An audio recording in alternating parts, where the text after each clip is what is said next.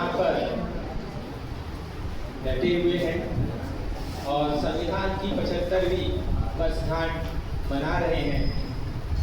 और बड़े ही हर्ष की बात है कि आज जो है इतने बारिश में भी आप सभी संविधानवादी, असली संविधानवादी होने का आपने दर्जा तो प्राप्त कर लिया है। क्योंकि अच्छा परिचय, ओके परिचय। मैं कमलेश कुमार चौरासे वाम से जिला अध्यक्ष छिंदवाड़ा इकाई से।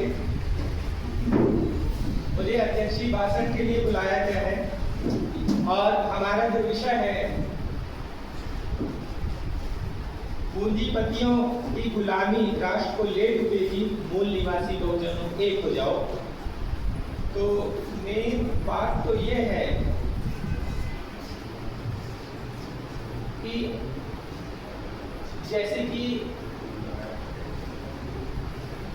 संस्था होती है, संस्था की अपनी विचारधारा होती है, उस विचारधारा को लेकर के हमें चलना होता है।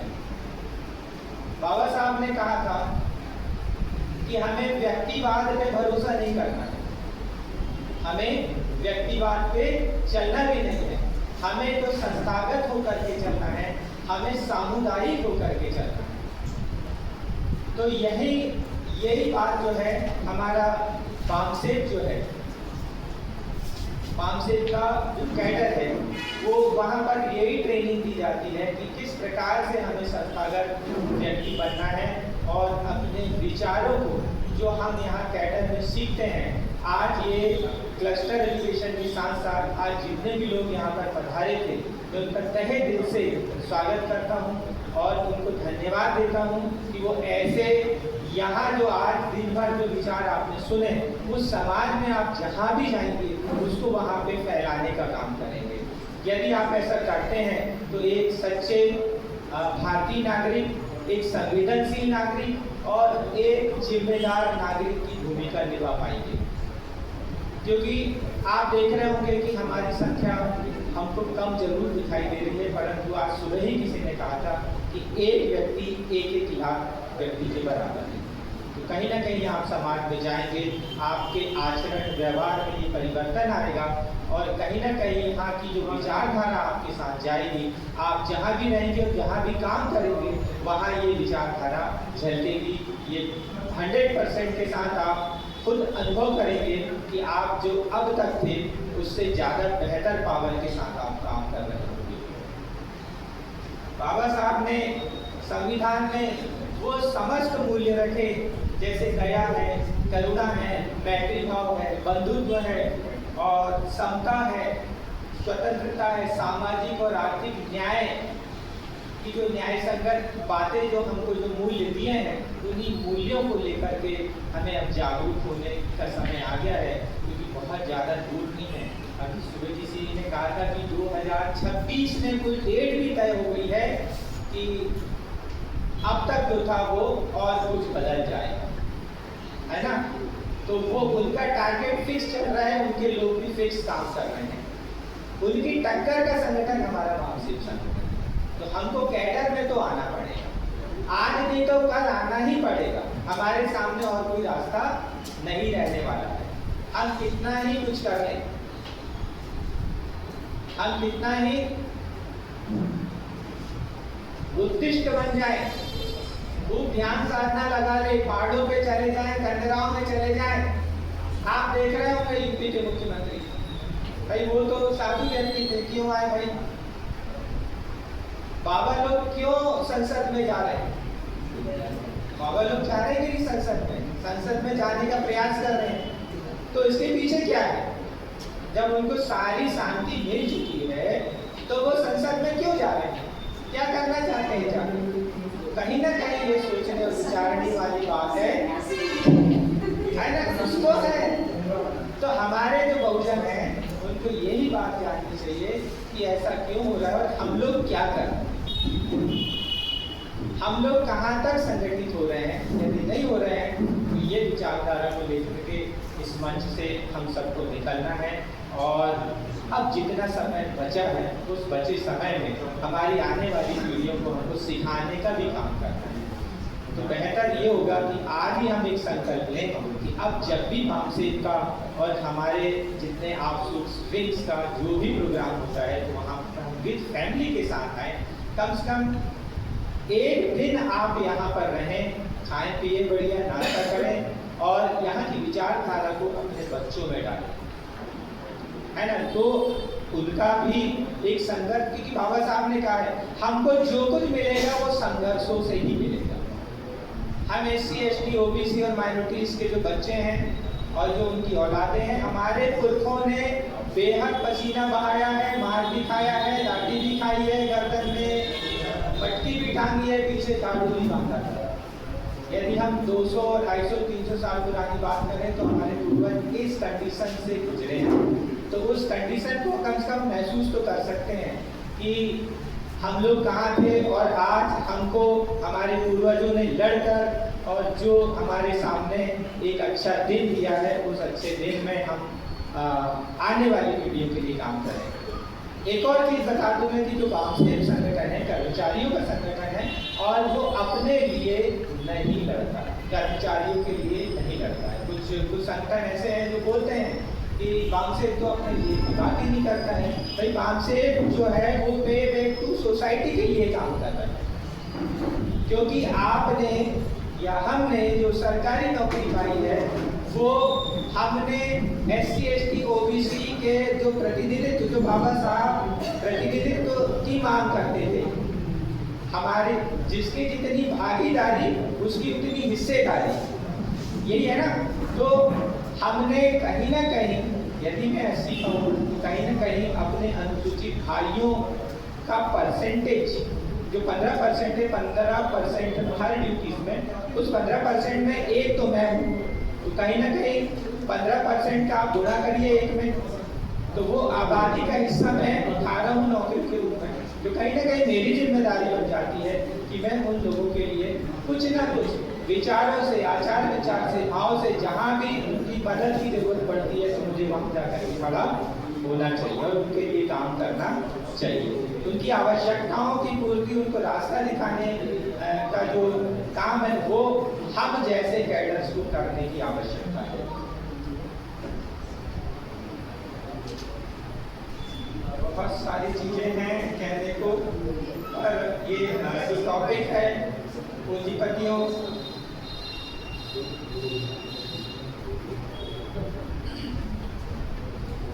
की गुलामी राष्ट्र को ले देगी बोलीवासी एक हो जाओ। तो अभी हम सुबह से लेकर के शाम तक सभी वक्ताओं की जो मूल भावनाएं हम समझ चुके हैं कि यदि हम पूंजीपतियों के अंडर में रहेंगे तो कहीं ना कहीं हमारे हक और अधिकार मारे जाएंगे।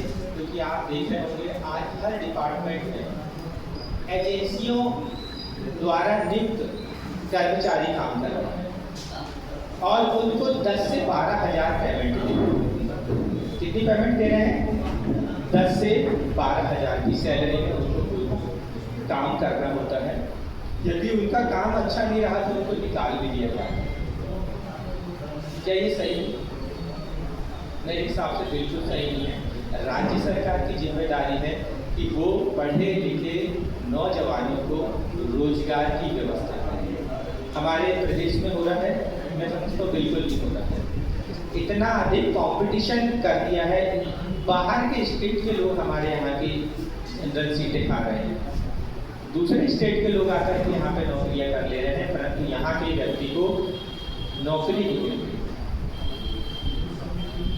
और साथ में धीरे धीरे इधर आउटसोर्स वाला भी काम चल रहा है, तो बंदा पढ़ लिख करके जाएगा कहाँ? अच्छे BE BTech MBA वाले लोग खाली, PhD करने वाले लोग खाली, नेट सेलेक्ट करने वाले लोग खाली हो रहे हैं, 5-5 साल तो नियुक्तियां नहीं दे रहे। तो कहीं ना कहीं ये हमारी ही कमजोरी है, हमारे लोगों की कमजोरी है कि हमारे जो बहुजन लोग हैं वो जाग नहीं रहे हैं, वो पूजा पाठ इत्यादि धर्म कर्म कांडों में फंसे हुए हैं। तो अब मैं उनके लिए तो कुछ बोल ही नहीं सकता, क्योंकि मुझे इस तैयारी में एक और नया वर्ग की पहचान हो गई है। उस नए वर्ग से भी हमको बच के रहना है और उनसे हमको बचना है, ना जाने कहाँ हमको दबोच देंगे, है ना। अपने ही लोग हैं और अपने ही बाबा साहब के लिए उनकी कितनी ईमानदारी है वो मुझे समझ में आ गई है। मैं भरे मंच से कहूँगा, मुझे किसी व्यक्ति का डर नहीं, मैं भरे मन से उस चीज़ को कह सकता हूँ कि क्या असली है और क्या नकली है, उसकी पहचान हमको करना बहुत जरूरी है। तभी हमारा और हमारे आने वाले बच्चों का भविष्य सुरक्षित रहेगा। अन्यथा 2026 की घोषणा हो चुकी है, अब देखेंगे आप और हम रहेंगे कितना चेंजेस आने वाला है।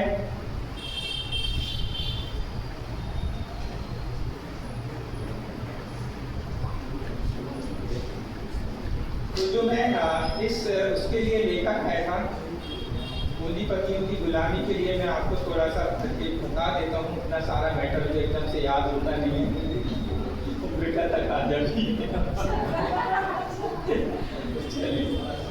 पूंजीपतियों की गुलामी से तात्पर्य ऐसी व्यवस्था से है जहां आर्थिक शक्ति कुछ पूंजीपतियों के हाथों में केंद्रित हो जाती है, जिससे सामाजिक और आर्थिक असमानता बढ़ती है।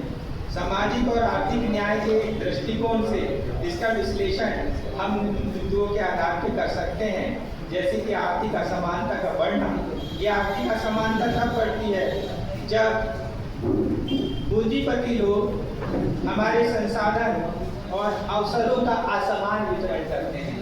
वो हमारे बीच से कुछ लोगों को ज्यादा लोभ लेकर के और फायदा दे देते हैं, तो वो व्यक्ति वहां जाकर के गुप्त हो जाता है, ना हमारे लिए बात करता है और ना हमारे ऊपर ध्यान देता है, और हमारा एक बार ऐसा होता है जिसको कुछ मिलता ही नहीं है। धन का संकेंद्रण हो जाता है और कुछ लोग तक ही सीमित हो जाता है, जिससे गरीबी और वंचितता बढ़ती है। सामाजिक आर्थिक न्याय का सिद्धांत समान अवसर और संसाधनों के साथ न्यायपूर्ण वितरण की मांग करती है, जो कि इस व्यवस्था में संभव नहीं हो सकता है। इसके साथ श्रम का शोषण भी होता है। पूंजीवादी व्यवस्था में श्रमिकों का शोषण आम बात है, क्योंकि पूंजीपतियों अधिकतम लाभ के लिए कम मजदूरी पर काम कराते हैं और खराब कार्य परिस्थितियों को बढ़ावा देते हैं। सामाजिक न्याय के दृष्टिकोण से यह श्रमिकों के अधिकारों का हनन है, जो उनके जीवन स्तर और गरिमा को भी प्रभावित करता है। साथ ही सामाजिक अस्थिरता भी होती है। जब आर्थिक असमानता चरम पे पहुंचती है तो सामाजिक तनाव उत्पन्न होता है, असंतोष होता है और विद्रोह की स्थिति पैदा होती है। ये राष्ट्र की एकता, स्थिरता यानी अखंडता को खतरे में डाल सकता है, क्योंकि समाज वर्गों में बढ़ जाता है। जबकि सामाजिक न्याय का लक्ष्य, जो कि हमारे बाबा साहब ने सामाजिक न्याय और समता और सामुदायिक विकास की बात की है, तो ये लक्ष्य जो है समावेशी समाज बनाने का है, और इस प्रकार की पूंजीवादी व्यवस्था में संभव हो जाता है। अगली बात जो है, राष्ट्रीय विकास में यही पूंजीपतियों की गुलामी जो है वो बाधा का काम करती है, क्योंकि गुलामी से संसाधनों का उपयोग कुछ लोगों को लाभ देने के लिए होता है, ना कि राष्ट्र के संपूर्ण विकास के लिए। शिक्षा व्यवस्था, रोजगार और बुनियादी ढांचे जैसे क्षेत्र उपेक्षित रहते हैं, जो दीर्घकालिक विकास को नुकसान पहुंचाते हैं। सामाजिक आर्थिक न्याय के लिए यह आवश्यक है कि संसाधन सभी के कल्याण के लिए उपयोग हो और सभी व्यक्ति को अपना बराबरी का हक मिले, रोजगार मिले। नीतिगत हस्तक्षेप की आवश्यकता भी होती है। सामाजिक आर्थिक न्याय को बढ़ावा देने के लिए सरकार को प्रगतिशील कराधान, श्रमिक अधिकारों की सुरक्षा और सामाजिक कल्याण योजनाओं जैसे कदम उठाने होंगे, जो कि संविधान में निर्देशित नीति निर्देशक तत्व में निहित है। पूंजीपतियों के प्रभाव को नियंत्रित करने के लिए मजबूत नियामक ढांचा और नीतियां बनाना आवश्यक है। तो इस तरीके से हम कह सकते हैं कि पूंजीपतियों की गुलामी आर्थिक और सामाजिक असमानता को बढ़ाकर राष्ट्र को कमजोर करती है। सामाजिक आर्थिक न्याय के लिए ऐसी व्यवस्था की आवश्यकता है जो संपूर्ण विकास, समान अवसर और संसाधनों के न्यायपूर्ण वितरण को सुनिश्चित करें।